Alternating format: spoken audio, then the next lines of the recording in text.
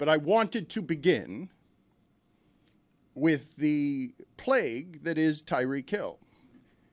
And this is convenient for me to do this now, I will admit it, because I've spent a couple of years celebrating, oh, he's fast and great. And he's also dangerous to women and children, and has been almost the entire time we've known him. And maybe there's a he said, she said of some sort in another incident involving Tyreek Hill. And I'm guessing, by the way, that if he's getting caught this much, he's probably not getting caught every time something like this happens. So you can go he said, she said, but the man has proven to be dangerous to women and children, and we've known it for a long time. Like, that part has not been any kind of secret. We've forgiven it because he's fast and great at football, and he rose right to the top of football. And he's a menace who, even if there's another side to what happened this time, what about all the other times that you just can't be trusted to be mature, not reckless, foolish? And it happened so much that I'm embarrassed by the way we've covered him in retrospect. Because this happening again with an actual baby, a laptop thrown allegedly, wife filing for divorce kind of on the spot, bruise on her chest, don't know how it got there. None of you were surprised by any of those details, not a one. You believe all of them, and you wonder what's being hidden there. And while he was wronged outside the stadium before a game, you've seen him and heard about him enough around women and children that you know him to be dangerous and reckless in all facets of his life. Like, you know enough information about why is there a fire at his house? Why, like, there's just a general recklessness there that I'm assuming will get him traded soon, and he will get a fresh start somewhere else. Because as important as he is to the Miami Dolphins, that sport's hard. There's a lot of miles on that. And last year looked like the future of Tyreek Hill. And what does he look like if he's not faster than everyone else in the league? Does everyone allow him to play despite him being dangerous to women and children? Yeah, there's a lot to unpack there. His trade value, I think, is cratering because of his age, because of the incidents that you mentioned, because of the bad season he's coming off, where his speed no longer seemed extraordinary. The year before it did. Last year it didn't. But look at what it forgives. What the speed forgives is pretty brutal, isn't it? Yes. Like, I know I'm woke and moralist guy, and yeah, I'm here to show you all my virtue. I know. But, and I'm telling you on the front end, I've covered this person poorly. Like, obviously poorly. And it started as soon as he got here, right? There was supposed to be a trade. He was going to get here to become a star. He was going to do our podcast. I was going to do his. Sure, that'd be great. That'd be lovely. I'm also going to ask some questions about these things. Oh, never mind. Welcome to how media and athletes interact as athletes take over and athletes get the power everywhere because they can turn on a microphone and their fandom is huge. Mm-hmm. And welcome to the trades all the media will make to buy all of the athletes who have all of those microphones and run off the people who were on television telling you woke and Disney's woke morally. Man, Tyreek Hill, this is a moral one, isn't it? Just trading like all of your convictions about what an athlete should be as a person in exchange for very obvious speed. So overt to the eye, it can't be denied. Faster than anyone in the league. Forgives everything. Forgives bruises on your wife's chest as she files for divorce. And I say all of this, like, it's allegedly yesterday, but we could do this.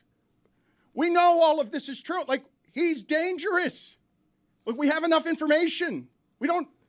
He can keep trying to rehabilitate himself, and football and sports will enable him because we made him a star here. You think ego and immaturity is going to go down when we make you a star?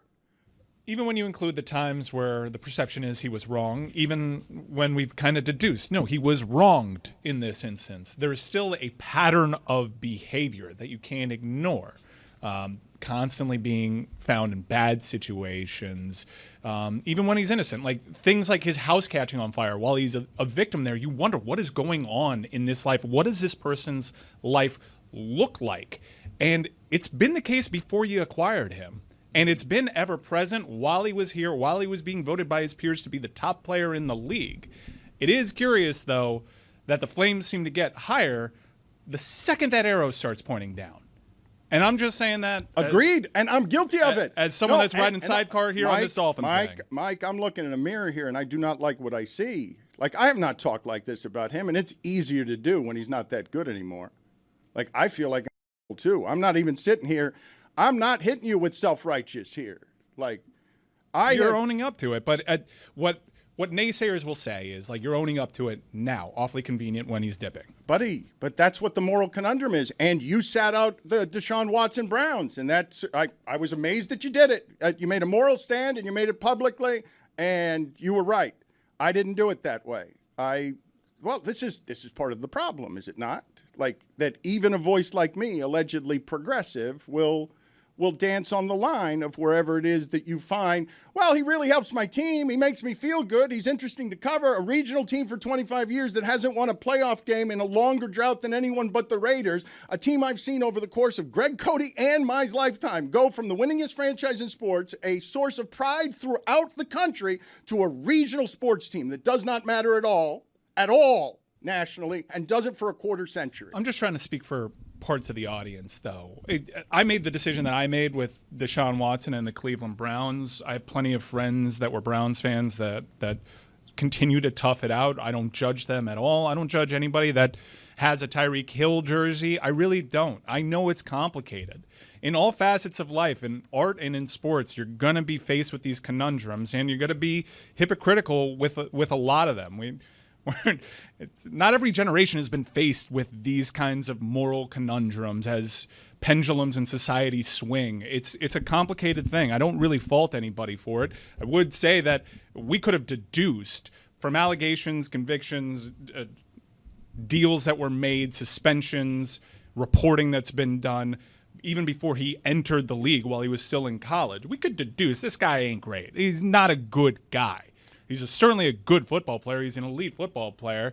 But that's something that every Dolphin fan or football fan has to deal with on their own, I think. Mike, I think every generation has had bad athletes. It's just now the rise of social media, now the rise of the media. You can open your phone and see them tweeting or them putting up a podcast. Societal sensitivities have also shifted, too. Sure, but I'm sure there was a lot of bad guys. It's always been bad to abuse women. No, I understand that. And, like, our knowledge of it has been, like, totally, to Tony's point with social media, has been way amplified. There were guys that I was rooting for on the cover of Sports Illustrated that had that stuff surrounding them that I just flatly didn't know had that kind of stuff surrounding them because of the nature. We didn't have the same kind of access. So I do think that our generation is faced with a particularly unique challenge with how transparent and visible these things are.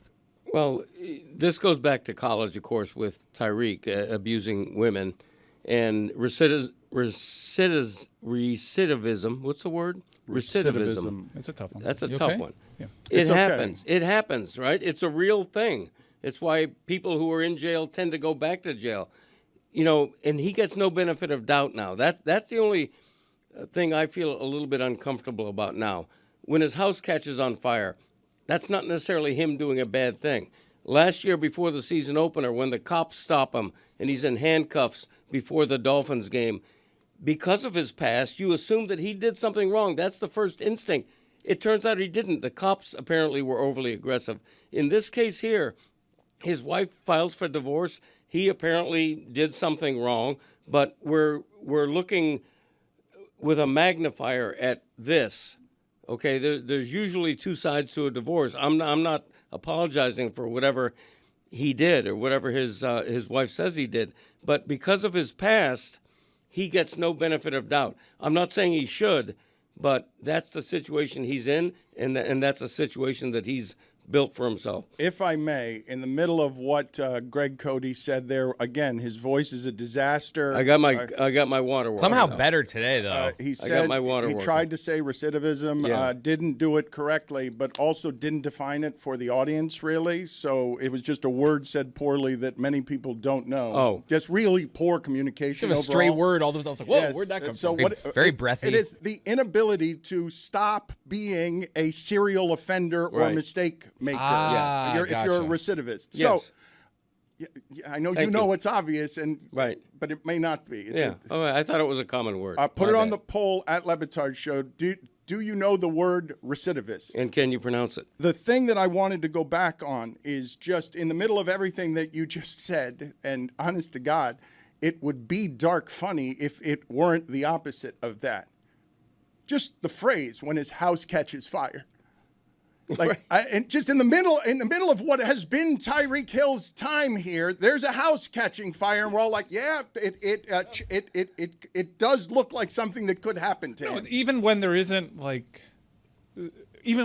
foul play, there's weird things surrounding this guy's life. IG influencer injuring herself while they're doing football drills, breaking her leg, right? Yeah, a house catching on fire and getting pulled over and handcuffed before a game. There's just an undeniably weird, strange pattern of behavior, and that's the stuff that isn't technically breaking the law. Okay, and it's also the stuff that's spilling out into public, right? The house has to catch fire before you know it's on fire on the inside. Like, we all get to see it once it catches fire. But let's just examine for a moment everything in the last 4 years as the Kansas City Chiefs let this person go and lost wildly exciting offense. This person, when he was in Kansas City, said we're going to win 7 championships, and we could see it from there. Like, if you're going to play offense like that, and Tyreek Hill's always going to be behind the defense, and Travis Kelce is going to become that, Tyreek Hill leaves to become a star here, and does so.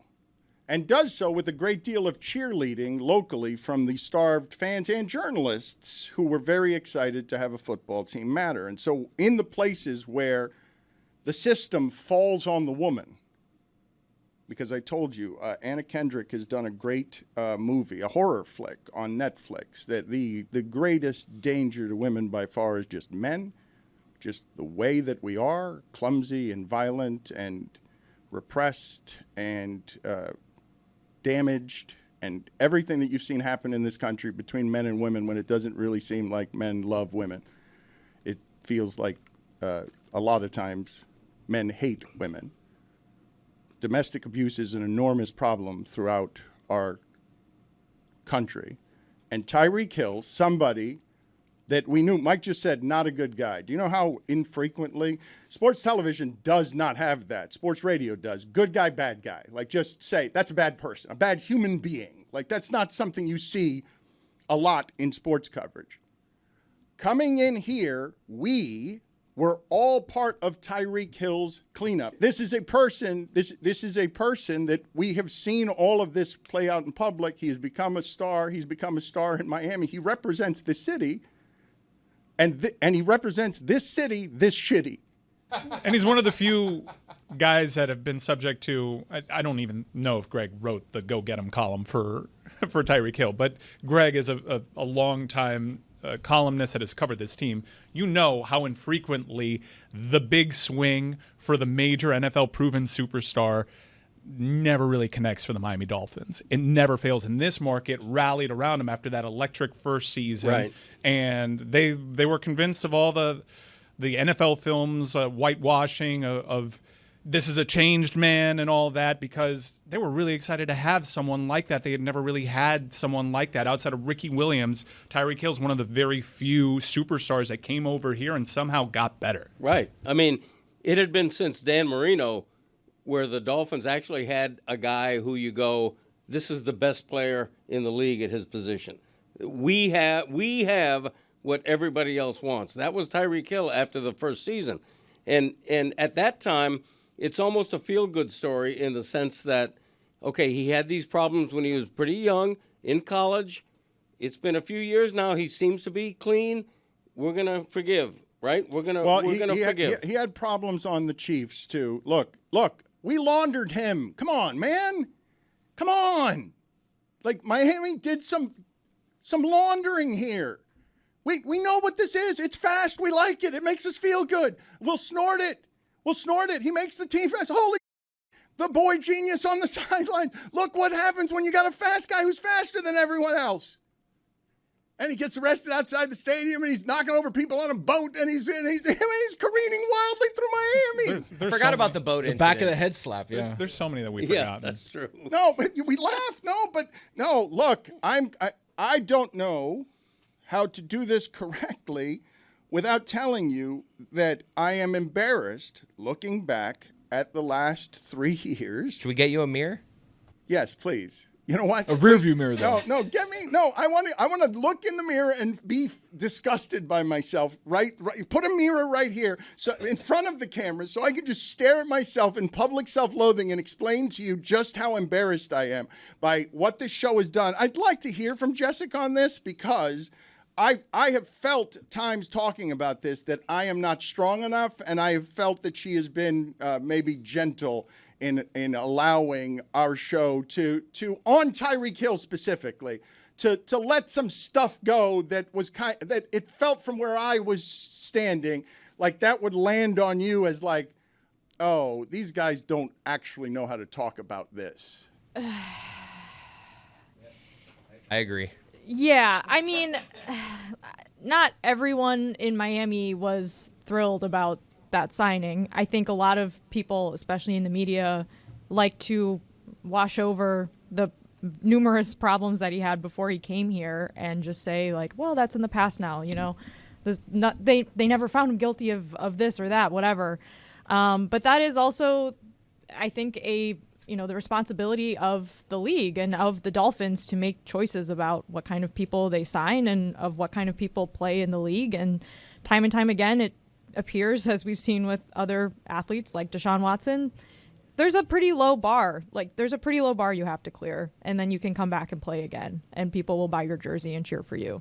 So I don't know what there is really to say other than that. Like, yeah, a lot of people do not respect women. They don't respect their safety. They don't respect their health. And so here we are. And this is not just a football problem. This is a problem in our country. It is a major issue. I don't want to get too political, but I mean, you look at all of the things that have happened in this country, especially in the last 2 years. It's not a country that respects women. And there I feel complicit for however progressive you deem me as wokatard. And there I feel, honest to God, in retrospect, as insufficient ally in getting caught up in all the same bullshit that we always do in sports. And you and I are veterans, Greg. Like, look, to whatever degree, this can look and feel like grandstanding, of course. But